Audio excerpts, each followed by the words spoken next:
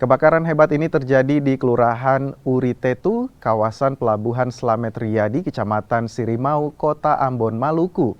Besarnya kobaran api membuat warga panik. Sebagian mereka berupaya memadamkan api meski dengan peralatan seadanya. Tim pemadam kebakaran yang diterjunkan berjibaku memadamkan api. Aparat TNI Polri pun ikut serta mencoba menghentikan amukan si jago merah.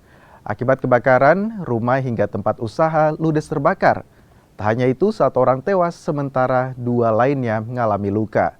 Dugaan sementara, api berasal dari mobil minibus yang bermuatan BBM.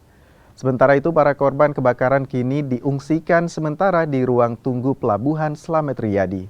Ini masih dalam penyelidikan ya.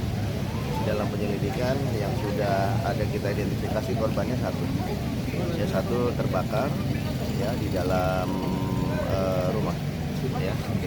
Untuk pengendara mobil sendiri? Untuk pengendara mobil sementara dengan temannya sudah di rumah sakit. Anggota kita juga sudah mintakan keterangan.